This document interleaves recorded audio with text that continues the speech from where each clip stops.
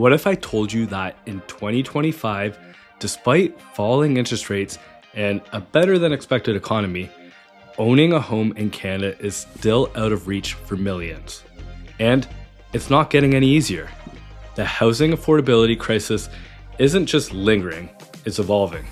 And if you're hoping to buy your first home, upgrade, or even invest, you need to understand what's really driving this crisis and where it's headed. Hey there, I'm Matt Sloan, a realtor here in the Greater Toronto area. And I know I have to ask in order to grow my new YouTube channel, but I am so close to my first 100 subscribers and just need 7 of you who are watching right now to take the 2 seconds to hit that subscribe button. It would really mean a lot. And if you do like this video, please give it a thumbs up. So in today's video, we're diving deep into the state of the housing affordability in Canada, breaking down the economic forces at play, the impact of interest rates, government policies, and what 2025 might mean for you. So let's get into it. Let's start with the current snapshot. As of early 2025, housing affordability remains one of the most pressing economic issues in Canada. Home prices may have dipped slightly over the past year, especially in the big cities like Toronto and Vancouver, but they're still well above pandemic levels. The national average home price in February 2025 remains over $700,000, with Toronto sitting well above $1 million for an average sale price. And while interest rates have been coming down, the Bank of Canada recently cutting rates to 2.75%, that hasn't translated into the surge in affordability. In fact, despite lower interest rates, buyers are still dealing with tough mortgage rules, high down payments, and rising living costs. So here's the real kicker. According to economists, even with the lower rates, you still need a household income north of $200,000 to comfortably afford an average detached home in the GTA. That's out of reach for most Canadians.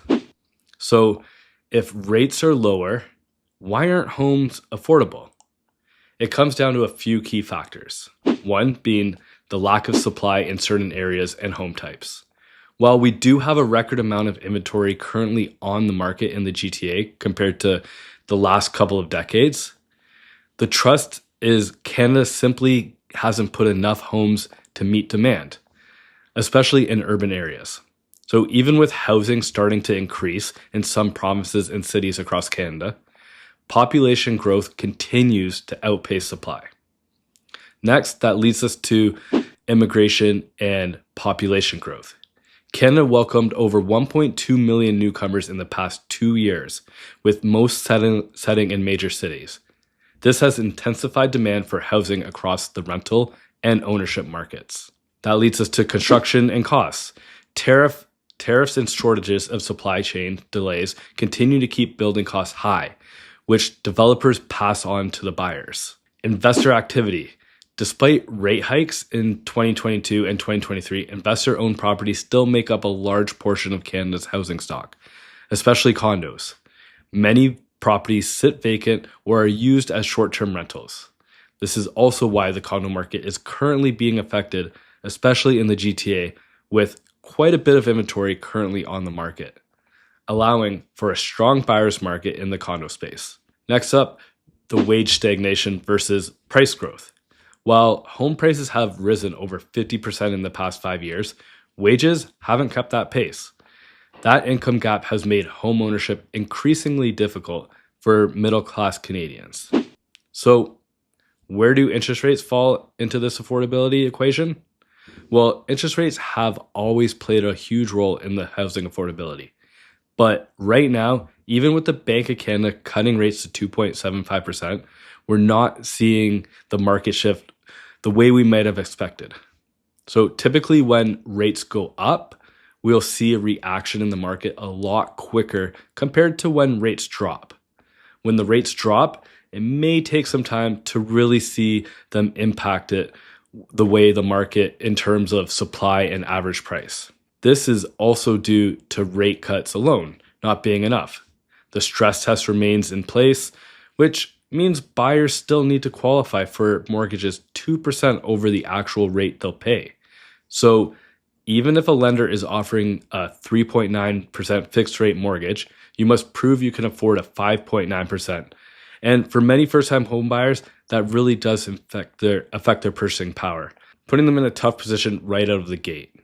I do think this could be what will eventually start helping the condo market absorb some of the supply that we're seeing on the market right now, as a condo is a great start and sometimes the only option for first-time home buyers. So what about the government programs? Are they really helping with affordability or just adding more pressure to an already strained system? In recent years, we've seen incentives for first-time home buyers, tax breaks, and proposals to eliminate the land transfer tax in some provinces. But the reality is, these programs don't address the core issue, which is lack of supply. And while some of these incentives do help and provide some options and opportunities for first-time home buyers, it is not really accelerating the goal of home ownership. Some policies to help with the lack of supply, like the foreign buyer bans or vacancy taxes, aim to cool speculative demand, but so far, the results have been mixed at best. So foreign investment has dropped slightly, but domestic investor activity remains high, and prices haven't really seen a huge drop. So what buyers really need is more housing, faster approvals, and incentives for purpose-built rentals. Until that happens, most of these policies are like putting a Band-Aid on a broken bone. Let's look ahead. What could cause affordability to even worse in 2025? Number one, a full-blown trade war. The US has proposed and implemented 25% tariffs on some Canadian goods. And if Canada retaliates, it could see severe economic fallout. This would hit jobs, wages, and even construction costs, potentially slowing down new builds and keeping prices high. Two, the risk of a recession. If trade tensions spark a recession, it might lower demand, but it could also hurt incomes and job stability, pushing more buyers out of the market. Three, delayed policy reform. If government policy doesn't shift to aggressively encourage development and cut red tape, the supply crunch could worsen. And four, rising material costs. Tariffs and global instability may push construction material prices even higher, leading to a higher replacement cost and more expensive homes in the long run. All right, I know this all sounds pretty bleak, but it's not all doom and gloom. There are paths forward. So, if the trade war situation de-escalates, Canada could avoid a recession and continue on a path of moderate growth, keeping rates lower and boosting consumer confidence. Next, we could have more government action on supply, such as fast-tracking approvals, investing in infrastructure, and offering tax incentives to developers. Could begin to improve affordability, even if slowly. Next, tech and innovation in building, like modular construction on 3D printing, might reduce costs and timelines.